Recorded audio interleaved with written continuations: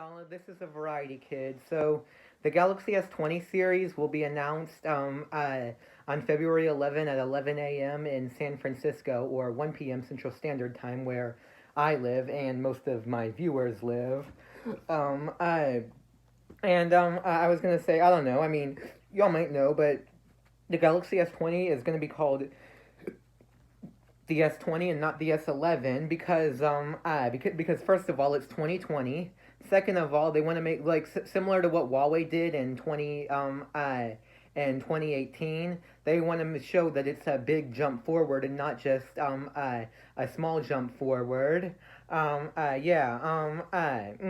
But anyways, without further ado, I'm going to talk about which the Galaxy S20 rumored features.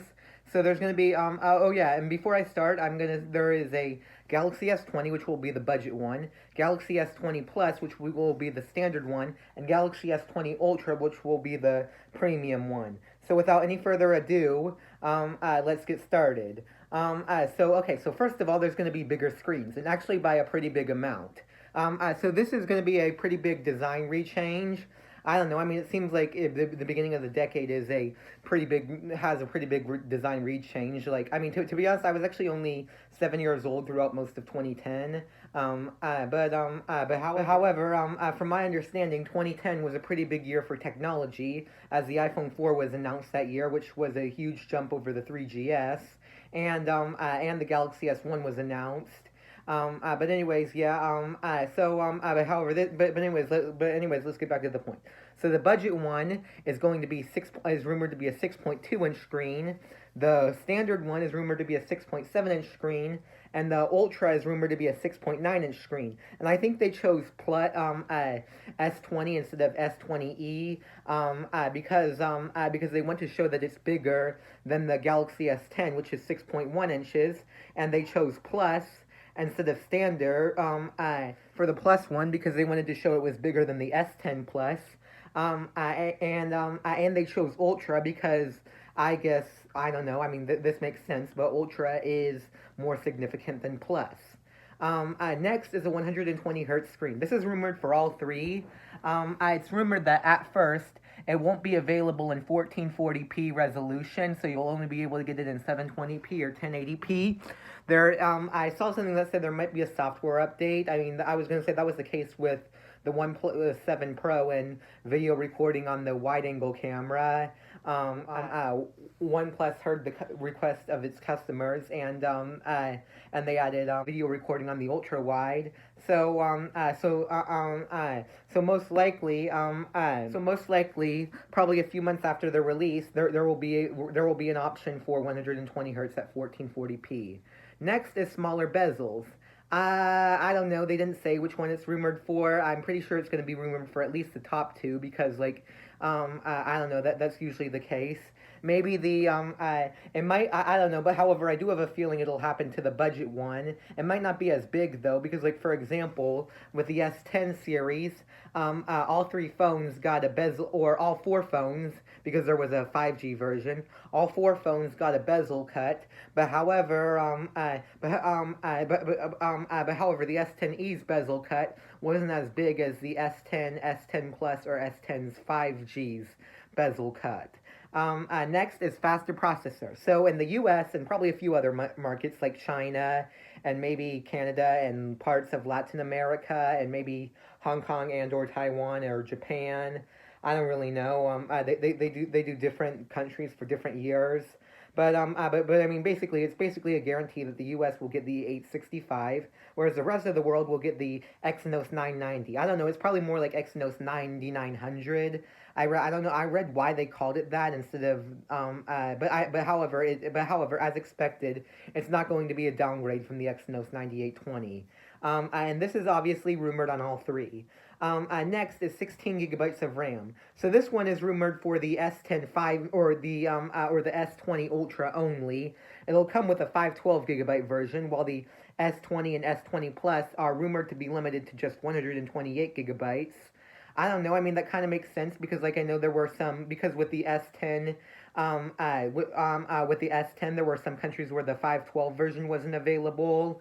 with the S10e, I think the 256 was only available in U.S. and Canada, and there were some countries where the 1 terabyte S10 wasn't available. So it would. So I don't know. I mean, them doing 128 for the S20 and S20 Plus, and 128 and 512 for the S20 Ultra could make sense because they're basically removing the advantages that certain countries had.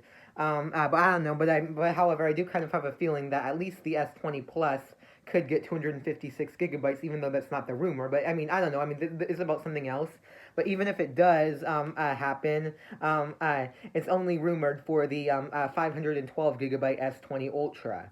Next is 5G. This is rumored on all three. So the S20 Ultra is rumored to only have a 5G version, while the S20 and S20 Plus are rumored to have LTE and 5G versions. The 5G version might have less of a price jump. I know for the Note 10 Plus it had a $200 price jump for the 5G version compared to the LTE version, whereas there are some rumors that it might be around $100, which that shows that 5G is getting easier and cheaper.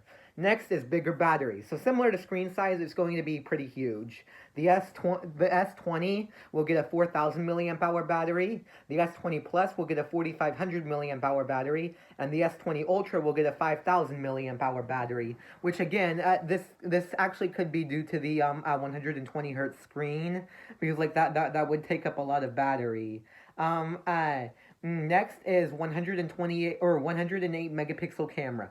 This is rumored for only the S20 Ultra. Next is more cameras. The budget S10 model had only a standard and wide camera, whereas this year it's rumored that the S20 will gain the telephoto camera and and the S20 Ultra and S20 Plus will gain the time of flight camera that only the S20 5G had. And